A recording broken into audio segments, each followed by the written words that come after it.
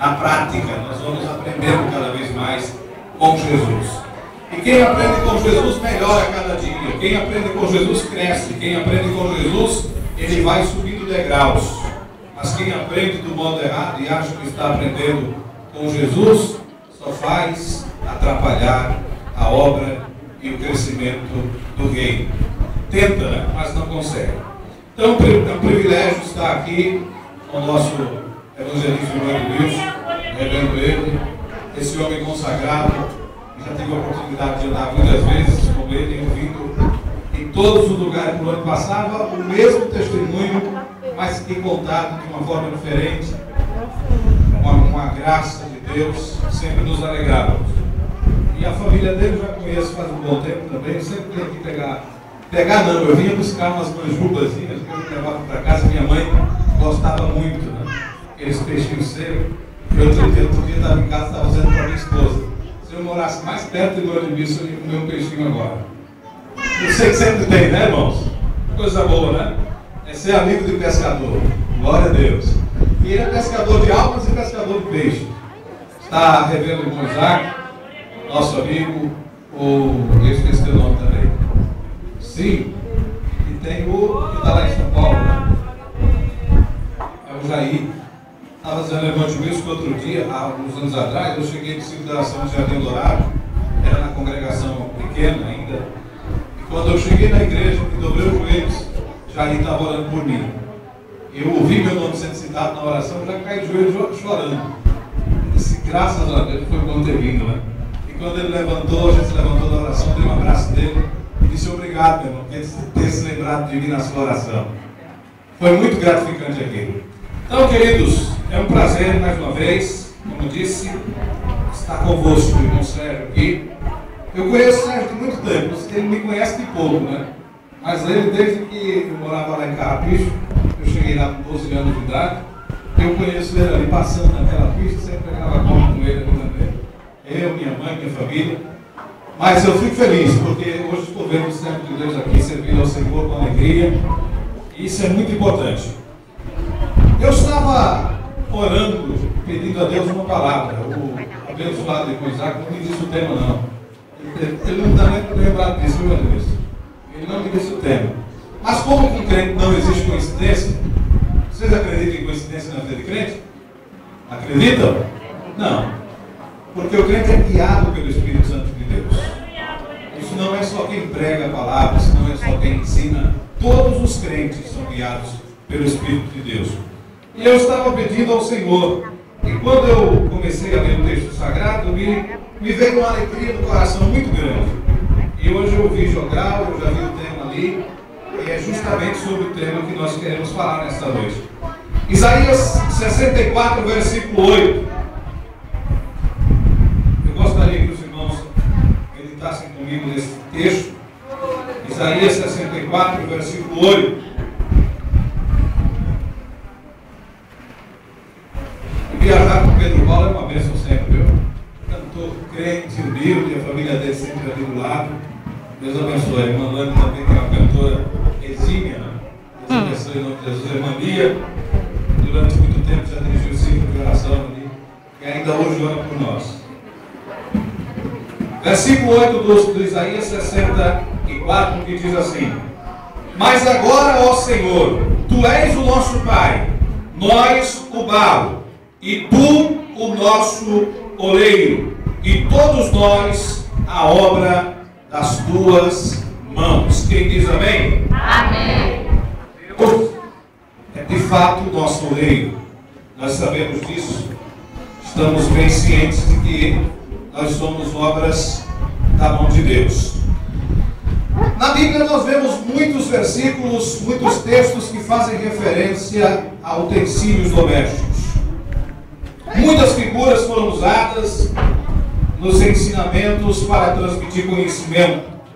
Como já disse, utensílios domésticos como vaso de barro foram inúmeras vezes citados com o objetivo de tornar mais prática, mais objetiva, mais acessível a maneira de se ensinar.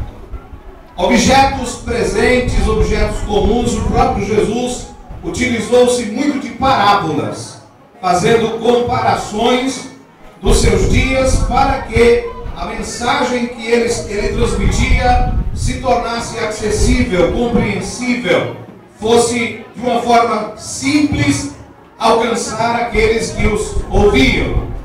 Eu fico preocupado quando muitas pessoas tentam enfeitar demais, tentam colocar muitas palavras difíceis na pregação do Evangelho. E termina por muitas vezes nem ele que está falando entendendo o que está dizendo. Nós temos uma regra no meio de comunicação que é: antes de você dar uma notícia ou falar sobre algo, primeiro interprete, primeiro entenda, compreenda o que você está dizendo. Porque falar do que se não entende é difícil. Se os outros não sabem o que é que você está falando, você não vai alcançar os seus objetivos. Portanto, objetos comuns eram usados como os recursos didáticos para facilitar a compreensão de muitas lições para todos os ouvintes e leitores daquela época e ainda nos dias de hoje. Na Bíblia, em muitos textos, nós, seres humanos, homens e mulheres, somos comparados a um vaso. E vocês sabem que o vaso, na sua maioria, e da que a Bíblia se refere, é feito de barro. No Salmo 31, versículo 12, nós vamos correr um pouco. Temos outro texto, Jeremias 22, versículo 28. A própria nação de Israel, no capítulo 18 de Jeremias, ela é comparada com um vaso na mão do oleiro. A própria nação de Israel. O Senhor disse para o profeta. Vamos ler o capítulo 18 de Jeremias? Capítulo 18 de Jeremias, e o versículo 1, o que é que diz? Levanta-te e vai à casa do oleiro. A palavra do Senhor que veio a Jeremias, dizendo: levanta-te e desce à casa do oleiro, e lá te farei ouvir as minhas palavras. O profeta desce à casa do oleiro e vê o que o oleiro fazia com barro sobre a roda. E ali Deus compara a nação de Israel a aquele vaso de barro que estava sendo moldado na mão do oleiro.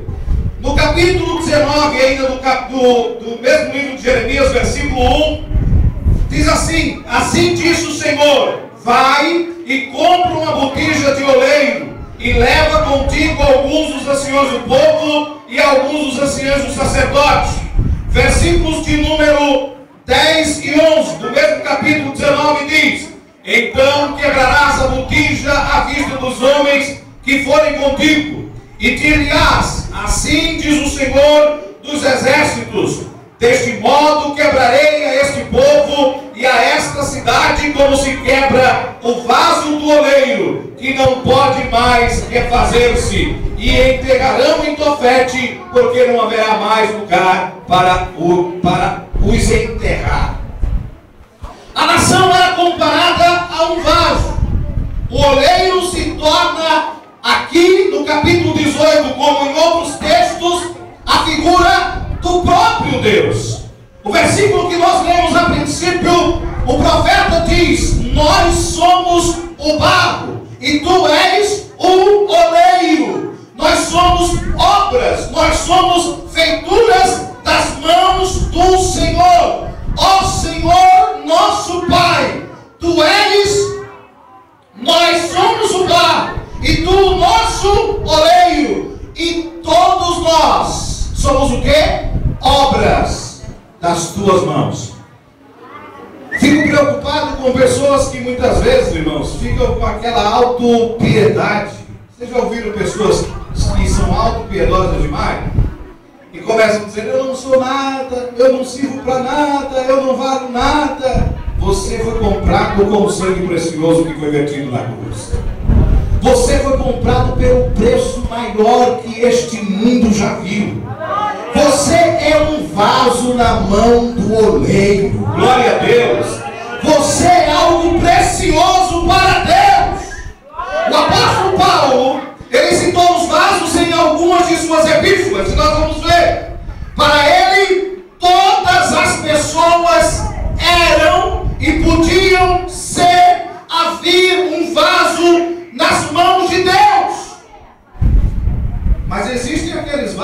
também que não servem para nada.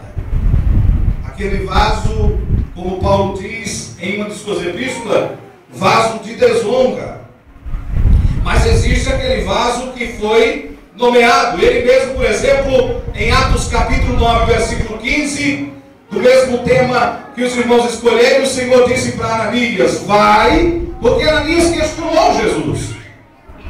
Quando o Senhor disse: vai na rua chamada direita e lá encontrarás um homem que está cego, o nome dele é Saulo. Ananias disse: epa, Saulo, eu já ouvi falar desse Saulo. Ele já mandou prender alguns crentes e por ordem dele até alguns chegaram a morrer. E o Senhor disse para Ananias: vai, porque este é para mim um vaso escolhido. Ele diz amém? Amém. Vai. E o homem de Deus não questionou mais o Senhor e foi e fez exatamente o que Deus mandou.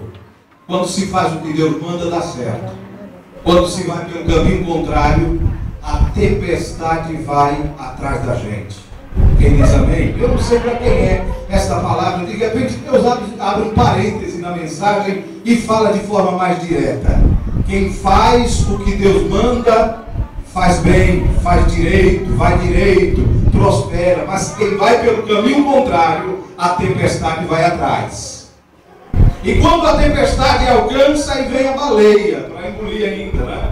Aí lá naquele processo tão doloroso, você vai conversar com Deus, pedir perdão, pedir misericórdia, e Ele vai mandar o peixe te cuspir na praia. Glória a Deus.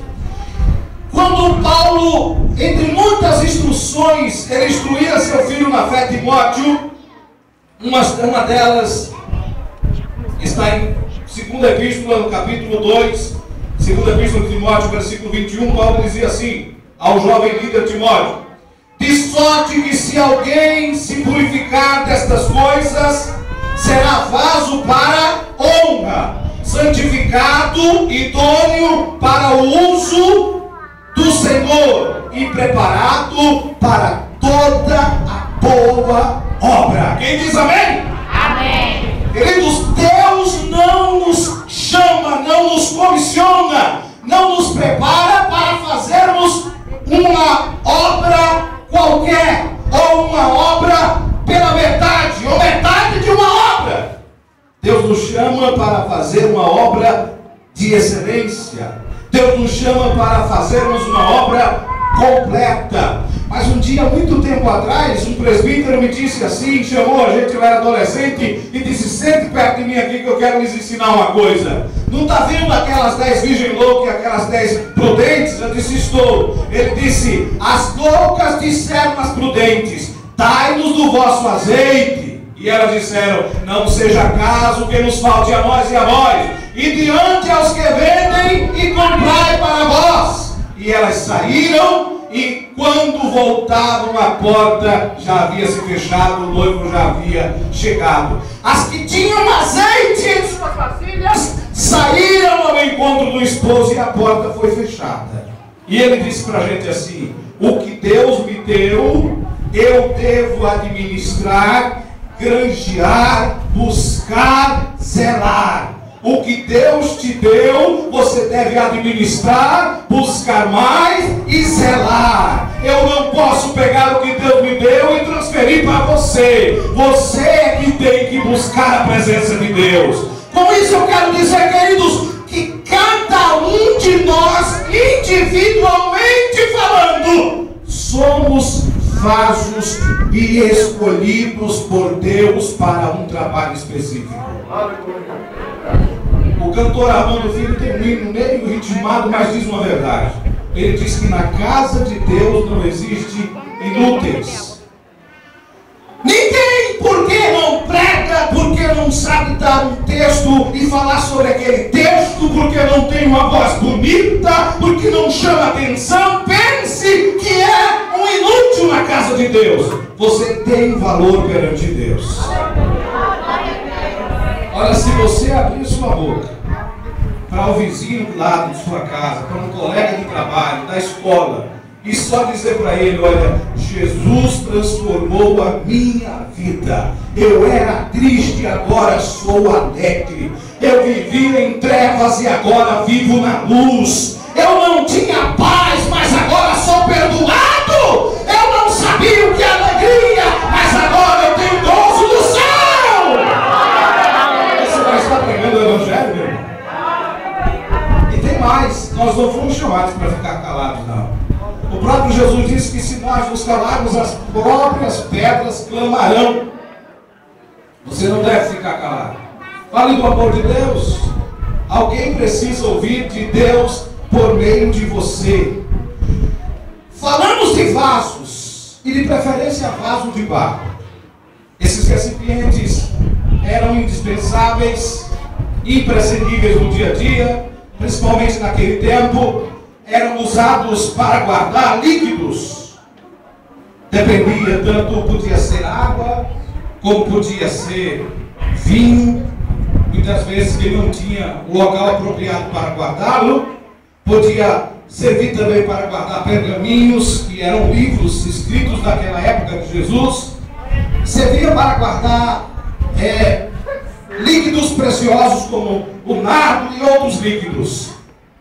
Eles tinham utilidade. As pessoas precisavam dos vasos. Dessa mesma forma, nós aprendemos que Deus precisa de nós. Parece soar estranho quando eu digo isso. Deus precisa de mim? Se Deus é soberano, ele aparece a Abraão no capítulo 17 de Gênesis e diz assim: Abraão, eu sou o Deus Todo-Poderoso. Anda em minha presença e ser perfeito. Deus é um Deus Todo-Poderoso. Então por que o irmão está dizendo que Deus precisa de mim? Eu estava num culto, certo pastor me convidou antes do Natal, pela reforma do templo, e tinha um pastor que pregava a palavra naquela noite. Ele falou uma coisa que eu nunca tinha parado para reparar, irmãos. Ele falou sobre a manjedoura. Eles estavam abreviando o culto natalino, porque no culto de Natal não haveria culto de Natal na igreja, devido a outros compromissos. E ele disse assim, que quando houve o recenseamento, ou o período de alistagem, José, Maria e a criança, Maria estava grávida de Jesus, foram para Belém, para ali poderem se alistar. E por causa do número de pessoas não havia lugar na estalagem. Todos os hotéis estavam lotados. E ele falou que havia apenas disponível um lugar. E nem todos gostariam de estar. Uma manjedoura. O que era uma manjedoura? Era um lugar onde os animais comiam. Um lugar que não era apropriado para se colocar uma criança. Mas aquele lugar estava disponível. Ele disse uma coisa que eu nunca esqueci. A manjedoura estava disponível quando o Senhor precisou. A minha pergunta para você nessa noite é: você está disponível para o Senhor? Pare agora e me diz sobre isso. Quando eu digo, queridos, que Deus precisa de nós, eu quero dizer que Deus não precisa de nada nem de ninguém. Mas eu quero dizer também com isso que Deus decidiu isto. Ele decidiu nos usar em suas mãos. Ele decidiu nos usar para a sua obra. Ele decidiu usar Pedro Paulo com a sua voz, cantando. Ele decidiu me usar pregando sua palavra, anunciando o evangelho também, através das ondas do rádio. Ele quis assim. Ele decidiu usar você com a sua simplicidade. Ele decidiu usar a irmã Maria, o irmão Antônio, da sua forma simples e humilde de se falar do seu amor. Ele decidiu, está decidido. De modo que nós somos úteis, temos utilidade, somos instrumentos nas mãos de Deus. Você lembra de Eliseu? Quando ele, através de Deus, operou o milagre da multiplicação do azeite da viúva? Ele pediu o quê? Traga-me vasos e não poucos. Onde estão os vasos do Senhor aqui? Levante a mão. Deus quer te usar.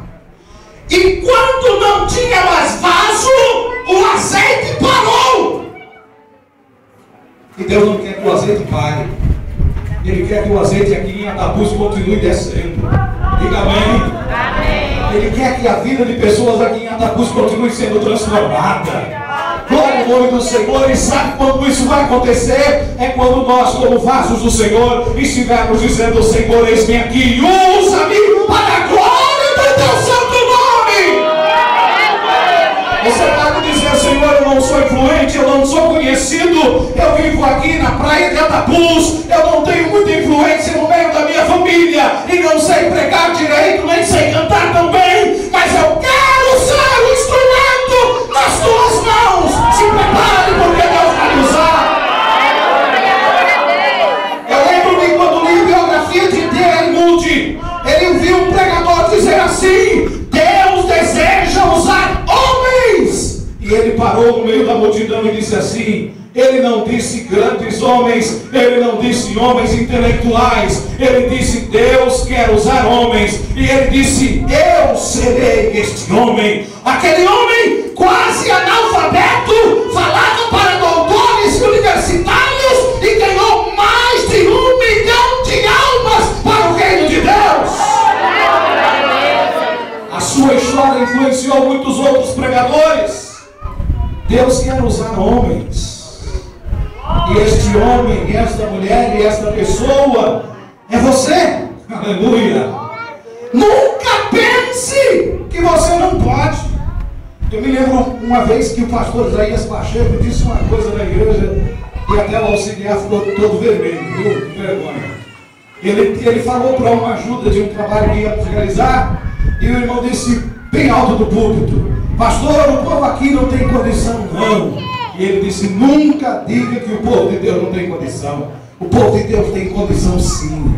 Nós temos condição, meu querido irmão. Você foi escolhido por Deus. Lembre disso. De quem é a responsabilidade de usar é dele. Oh, aleluia! É ele quem vai lhe usar. Nada vai ser seu. Nada será seu. É dele. A palavra é dele. A unção vem dele.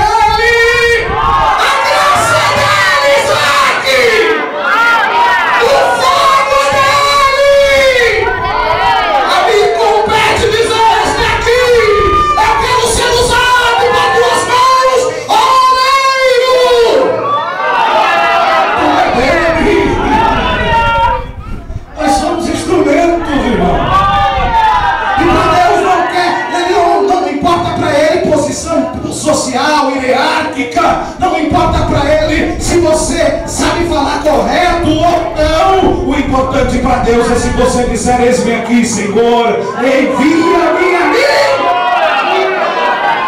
Isaías, quando teve aquela visão no capítulo 6 do seu livro, ele se viu como um pecador e se disse: ai de mim, porque os meus olhos viram o rei. Eu sou um homem de lábios impuros. Mas imediatamente Deus mudou essa história. O anjo pegou com uma tenaz uma brasa que tirou do altar, voou em direção ao profeta, tocou nos seus lábios e disse: eis que é isso. Tocou os teus lábios e foi purificado o teu pecado.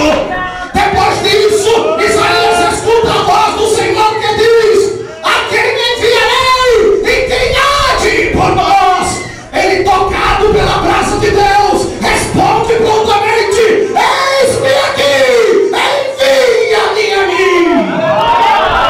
Antes ele não disse isso. Ele não disse isso antes, disse não. Mas depois que o fogo de Deus tocou nos lábios dele, a história mudou. Aleluia!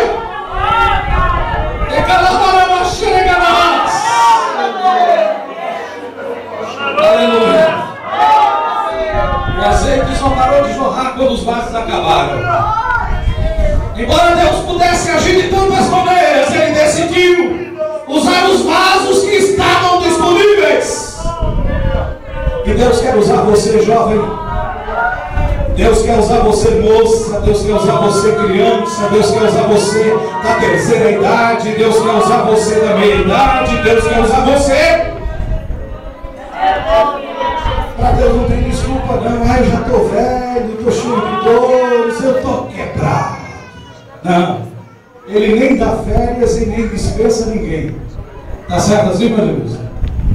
Ele nem dá férias e nem dispensa ninguém. Para ele todos aqui são úteis. Deixa Deus te usar, crente. Deixa Deus te usar, crente. Glória a Deus. Você está à disposição de Deus?